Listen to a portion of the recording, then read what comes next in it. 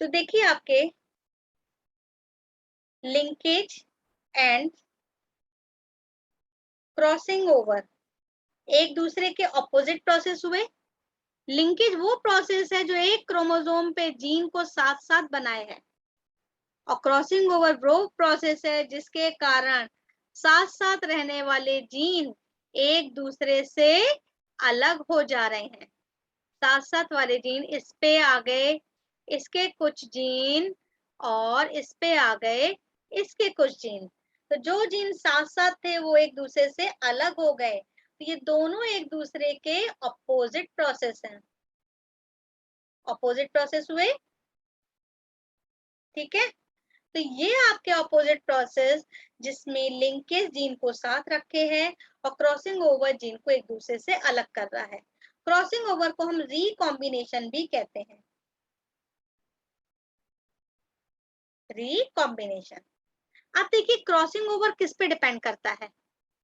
हम आपको बताएं, जो जीन पास पास है, जो जीन जैसे ये A B C D E F G H, ये सीरियल में अरेंज है, तो जो जीन पास पास हैं उनके बीच क्रॉसिंग ओवर के चांसेस बहुत कम होंगे।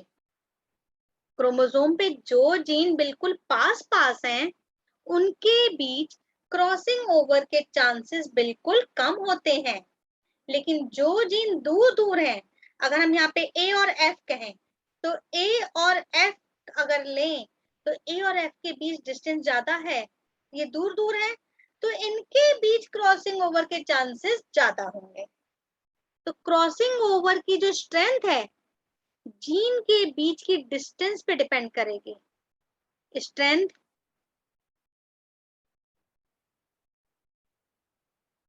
Of crossing over, strength of crossing over जो है आपके किस पे डिपेंड करेगी, इनवर्सली प्रोपोर्शनल है डिस्टेंस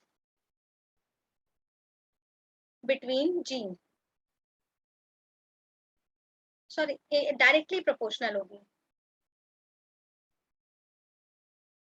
डिस्टेंस जितनी डायरेक्टली प्रोपोर्शनल है, डिस्टेंस जितनी ज्यादा होगी जीन के बीच, क्रॉसिंग ओवर की स्ट्रेंथ भी उतनी ज्यादा होगी, और डिस्टेंस जितनी कम होगी क्रॉसिंग ओवर के चांसेस भी उतने ही कम होंगे। तो इस तरीके से क्रॉसिंग ओवर या रिकॉम्बिनेशन की जो स्ट्रेंथ है वो किस पे डिपेंड करेगी, वैल्यू किस पे डिपेंड करेगी, जीन के बीच की डिस्टेंस पे। डिस्टेंस जितनी ज्यादा उनके बीच क्रॉसिंग ओवर के चांसेस भी उतने ज्यादा, और डिस्टेंस जितनी कम उनके बीच क्रॉसिंग ओवर के चांसेस भी उतने ही कम। तो जैसे ए और बी के बीच बिल्कुल कम डिस्टेंस है, तो इनके बीच क्रॉसिंग ओवर के चांसेस भी कम होंगे। और ए और एफ लें, डिस्टेंस ज्यादा है तो क्रॉसिंग ओवर के चांसेस भी ज्यादा।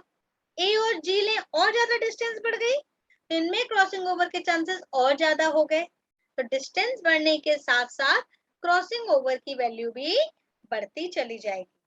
तो इस तरीके से अगर हम जो है ये क्रॉसिंग ओवर की वैल्यू निकालें, क्रॉसिंग ओवर वैल्यू जो किस पे डिपेंड करेगी, इसके लिए फॉर्मूला है आपके number of recombinant, number of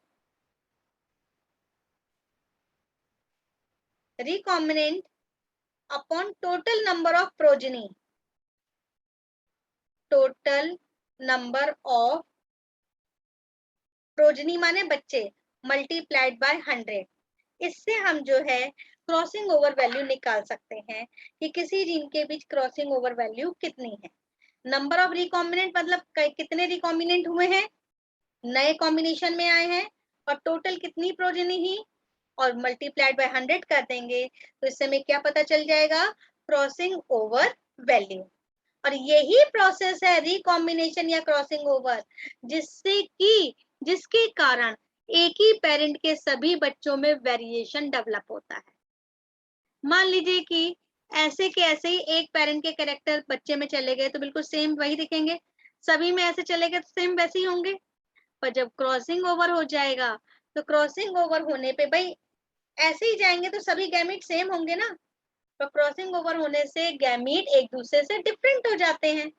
मान लीजिए एक गैमीट में ये वाला क्रोमेटिड गया, दूसरे में ये वाला गया, तीसरे में ये वाला गया, चौथे में ये वाला।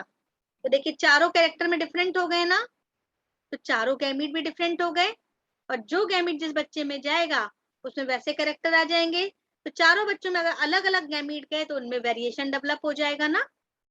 तो क्रॉसिंग ओवर और रिकॉम्बिनेशन ही वो प्रोसेस है जिसके कारण वेरिएशन डेवलप होता है। तो ये था आपके लिंकेज के